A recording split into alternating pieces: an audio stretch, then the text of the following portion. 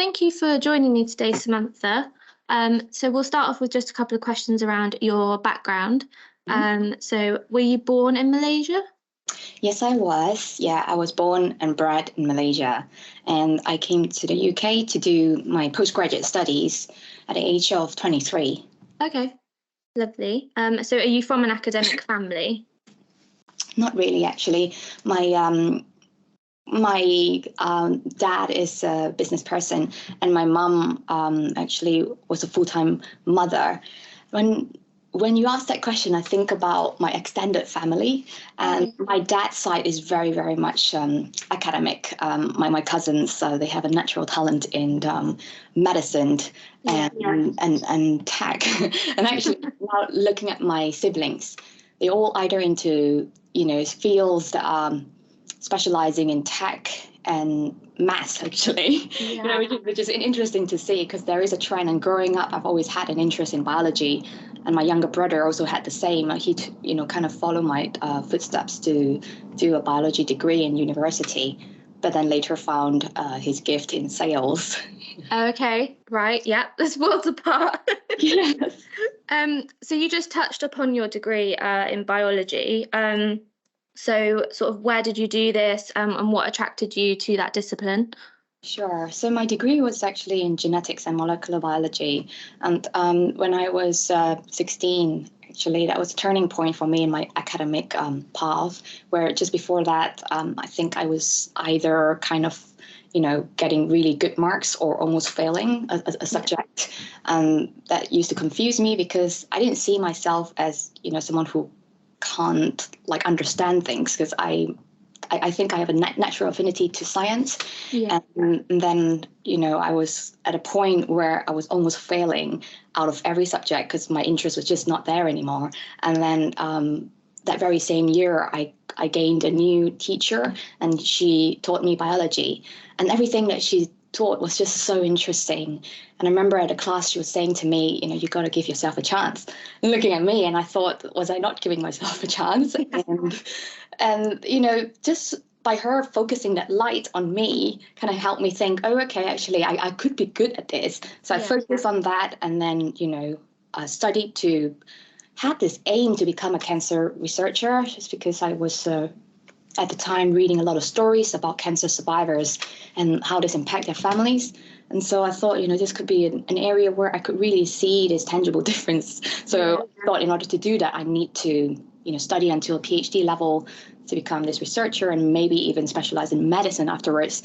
And so that sort of set my path, to think that I need to go and get a degree in what became genetics. And this was all kind of because I followed my interests. At every step of my academic career, there was somebody that, like a mentor, that I gravitated to. And I think these people were so charismatic and so interested in their subject that they made their subjects interesting. Yeah. And I think for someone with undiagnosed ADHD, that was like bee to honey.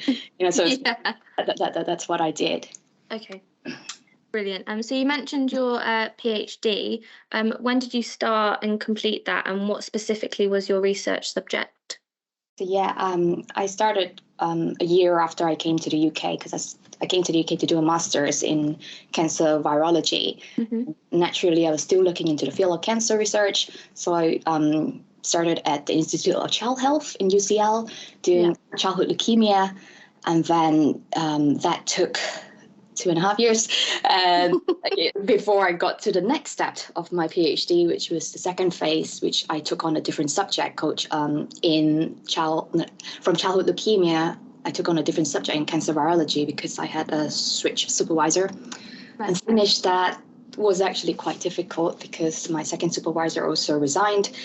And then it took 5 years in total, I think, from start to finish. And that was a really difficult time, which I think at the end made me think, there's so much, issues in me trying to finish that PhD, which made me doubt myself. And a lot of it was to do with executive functioning, and focus on a subject when your interest has tapered off. And I didn't know at the time. I just kind of forced myself to focus, which was so incredibly difficult, especially when it came to the thesis writing part. And, but I scraped through it and I came out of it actually literally I didn't do it alone because I always had people around me that I got advice from and spoke to, because, otherwise, I don't think I would have finished. Yeah, 5 years is a very long time. It is. Yeah. So what did you do after that? Did you stay in academia? No, I didn't. And that is because of what I call my education trauma. And if you can imagine, I kind of spent half of my life, actually, it wasn't even half. I finished at the age of 30. So it's only like 10, just like 11 years. Yeah. So yeah, most of my life studying. And then when I finished, I thought, I'm just going to try and learn about life now, because when you study and study and study, and life in the lab, as you can imagine, it's very kind of confined. You see the same type of people. And they're very comfortable kind of like people, academics. I think most of them are neurodivergent without knowing it. We have this like interest, and then we have this, focus on this subject, and it goes so deep and so wide. But then when I came out of my PhD, I decided that actually I really need to find something that really sparked me, light me up. So I explored across many different sectors that are creative. So I looked for creativity because I felt like the education really kind of dampened that a bit, especially when it came to the writing the thesis bit. Yeah. So I became a writer and then worked in healthcare communications. I did some work in front of camera, presenting and modeling. Basically anything. Well, why not? At around that time, there was this book that came out, right? A 4-hour work week. So I thought, actually, this is like a new way of thinking. But then a lot of people were looking at that book and think, could I really work 4 hours? Yeah. And I think I chose a career where, I was working those, kind of hours, and not every single day. So it was just a new way of doing things, and very unusual as well, in the kind of mainstream, because we were talking about this kind of, location independent work that you can do anywhere. So I started from then, but it was not common then to be a multi-hyphenate, right? Yeah. Like going back in 2011 to 2010, it was the time when, you used to put your head down, you follow one career path, you climb the ladder. But I didn't do that, and kind of always felt like different to other people. Yeah, I guess just sort of like even with myself as an example, when you go to university and when you're studying one thing, you almost feel like that's the one thing that you have to follow for the rest of your life, when that is not at all the case.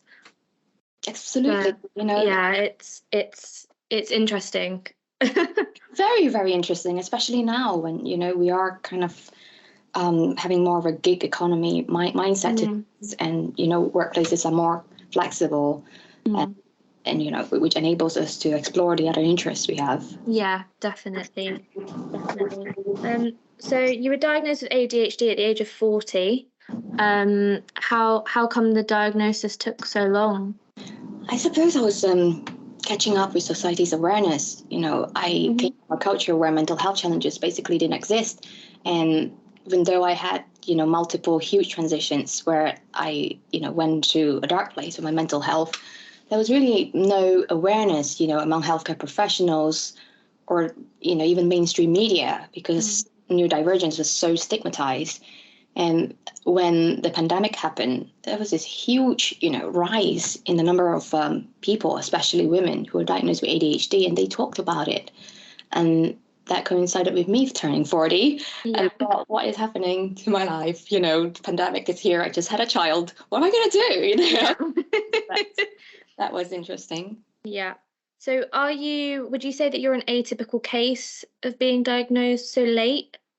No, it's so common now. Like, I form a community, through the work I do at ADHD Girls, and the number of women in the community who are in their 30s, late 30s, who found that the situation that they are in, maybe when they have to be responsible for other people as well, like children or getting into that stage where, whether it's like hormonal related, they froze their eggs and, go through the process where actually they found a huge change in their quality of life because hormones, as we know now, estrogen impacts the neurotransmitter that is available at a reduced level in the ADHD era.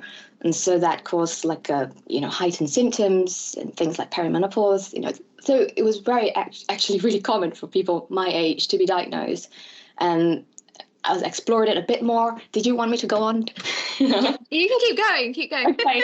So when I explored it a bit more, I realized that actually there is a lot of common traits between us, even though we're from different backgrounds. And as for me, it was probably this high achiever archetype, someone who kind of associated from a very young age, associate their self-worth and self-esteem to being able to achieve, being, able to grasp the concept, having some form of intelligence that got them through the exam systems and then going into work. And then realizing that actually it was really actually no problem doing the academic, but when it came to life, coming out and trying to figure out where you fit was just extremely difficult because it's really not easy, to find this one thing that you're supposed to be doing and then, think that this is going to be you, because in ADHD, it doesn't work like that. We have this interest-based nervous system that can, focus on something as long as we're engaged, and then eventually might want to focus on something else. Yeah, so I think it's really common for people like me around this age to be diagnosed, although there are younger people as well, who are diagnosed. And I think that coincides with the increased awareness. Yeah. So would you say, so for example, a lot of people might think that like an over-exuberant teenage boy, would get diagnosed with ADHD. So would you say that there's a gender bias sort of in prevalence when it comes to ADHD? Yeah. I mean, absolutely. That is exactly why, there's that is exactly why girls are flying under the radar, because I know a lot about this subject now, especially the gender lens, on ADHD, but the general public awareness is not there yet. There is, more understanding, I suppose, especially if families and, people impacted by a certain person who's been diagnosed with ADHD. But in schools, the awareness isn't there simply because the funding isn't there, to do this awareness. Because the work I do is very much focused in the workplace, and I do some public events next year. But there is no funding in education around awareness, and people are doing it pro bono, which is hard for like someone like me who has to, really figure out how to keep my business sustainable whilst doing advocacy work. Yeah. So do you know, you might not know, what the estimated prevalence of male and females with ADHD is, and sort of how many are likely to have a formal diagnosis? Okay, yeah, so depending on which country you look at, and we're talking about like starting from girls and boys, okay? So the prevalence could be from the number of girls that are diagnosed with ADHD to the number of boys, could be 1 to 3 to 1 to 10. Okay. So the ratio is like for every one girl diagnosed, there's 3 boys, or for every one girl diagnosed, there's 10 boys. So the ratio could go up to that. Yeah, that's really interesting, actually. I personally didn't know that. In what ways do you think that your ADHD might have adversely affected your academic career? So career in terms of like post education? It can kind of be a bit of both. So we can talk about, throughout your education, obviously your degree and your PhD, but also afterwards. Yeah. So I always tie it down to transitions, and the time of my life, because it's quite an oversimplification to put down, ADHD impact education.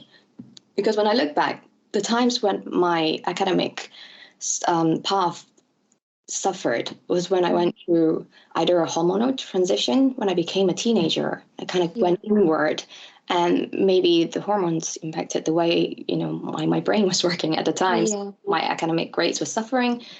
And then, eventually to leaving home to come to the UK for university. And that was a huge transition that was completely unmanaged. I literally just went straight into it and hoped for the best. And I find that a lot with young people who are leaving for university. There's this impatient, huge need to get there. But then not plan for what happens when you get there. Yeah. And that happens to a lot of university students, and that impacted me greatly in my academic career, where I was more intensely into life than I was intensely into education.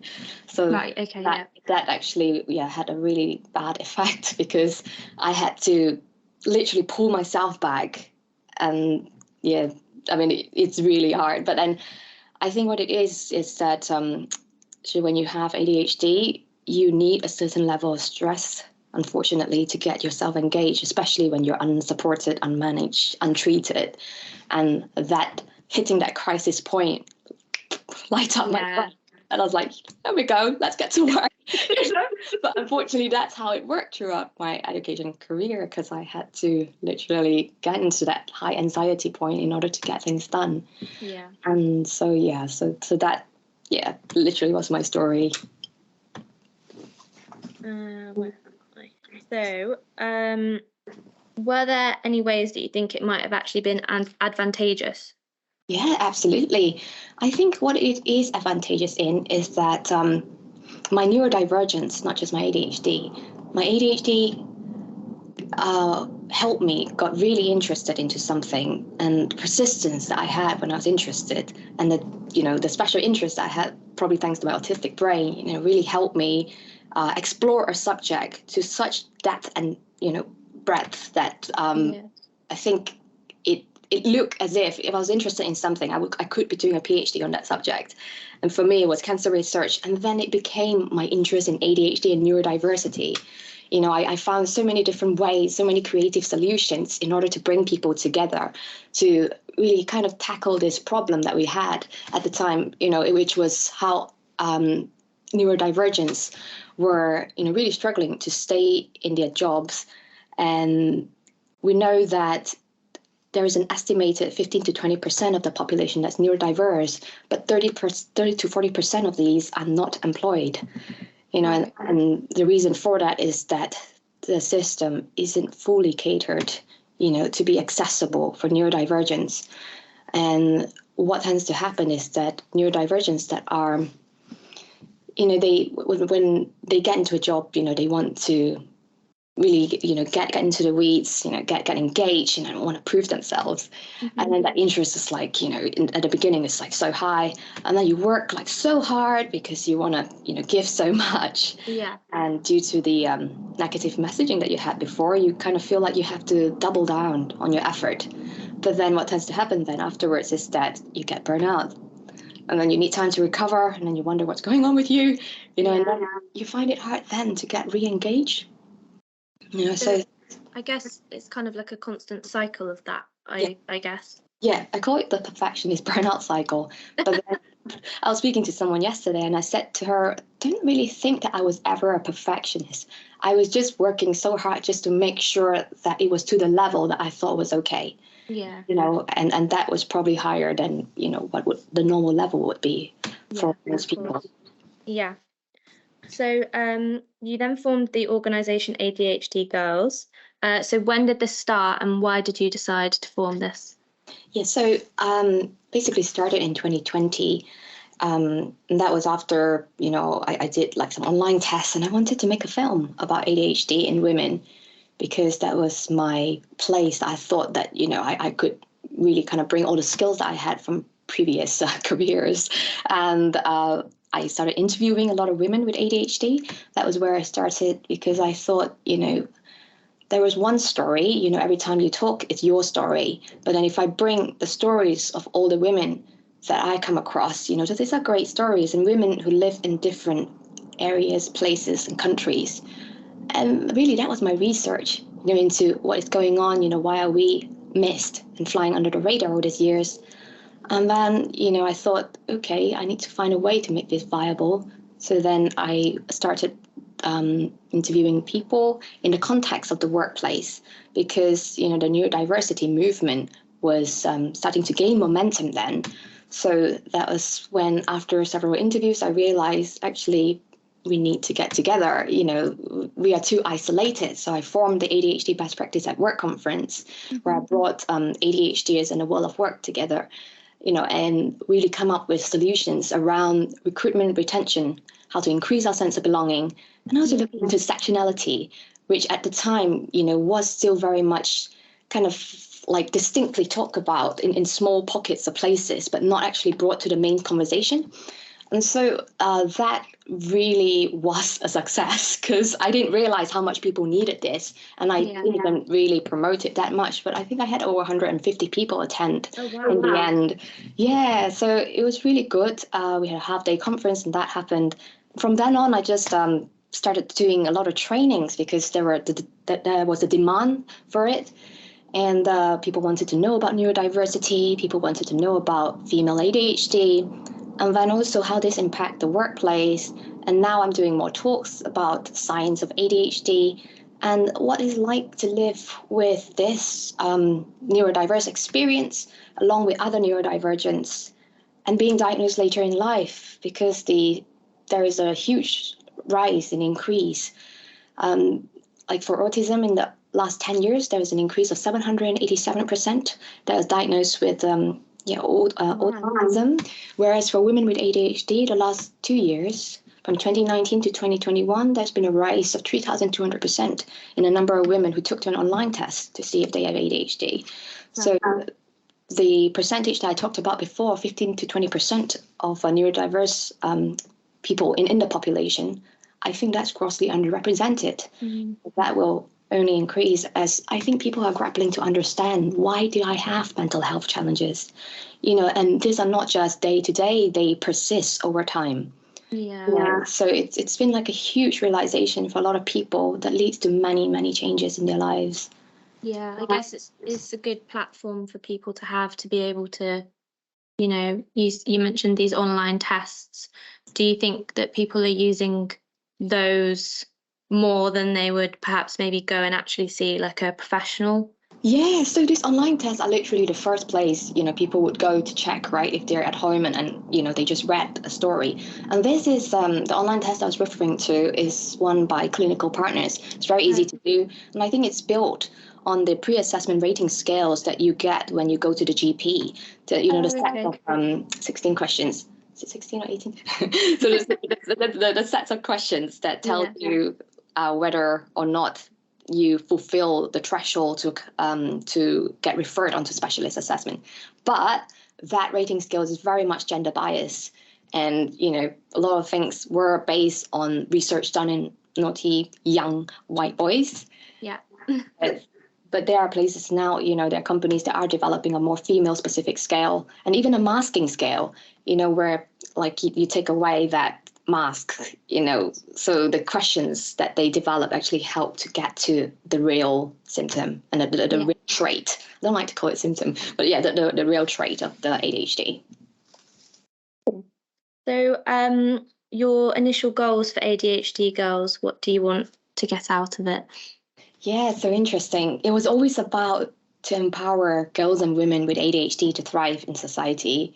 And it is still very much my goal, but then I developed a dual mission, which is so on top of that, I wanted to really improve neurodiversity understanding within society through intersectional lens.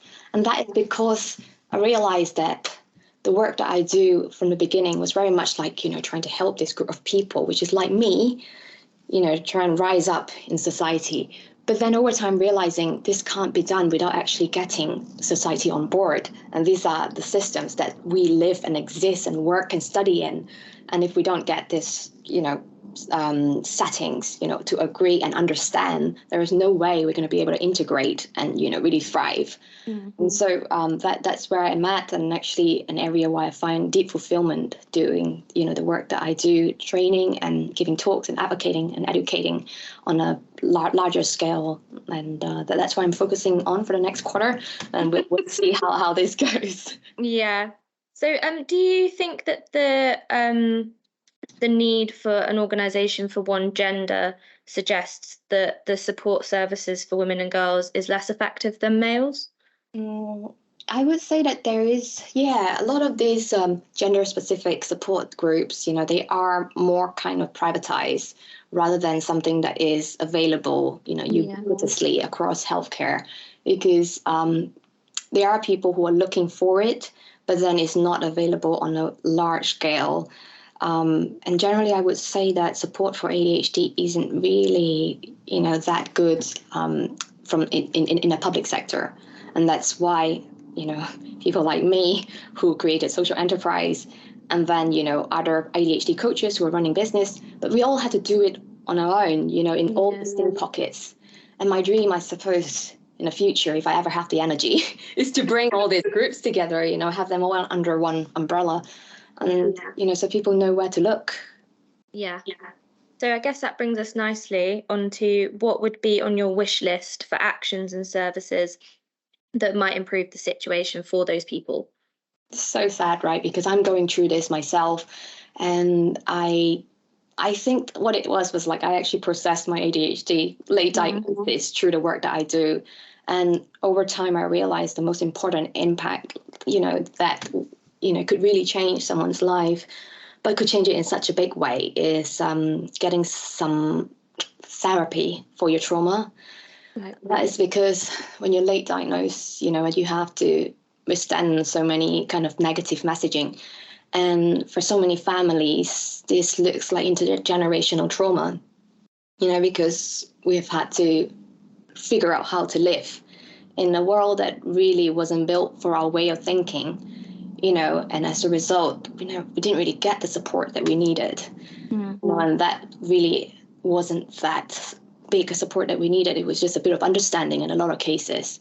And so for us to heal collectively, we need therapy available on the NHS. And that is what I say every time when a new app developer comes to me and I said, we need therapy, but that is not the first place people look, because it is controversial. You don't want to get, kind of any repercussions, creating an app. Most people look at executive function challenges. This is what you get, right? When you get diagnosed, you get an ADHD coach that helps you to work. But then we need to, really look at how to help people heal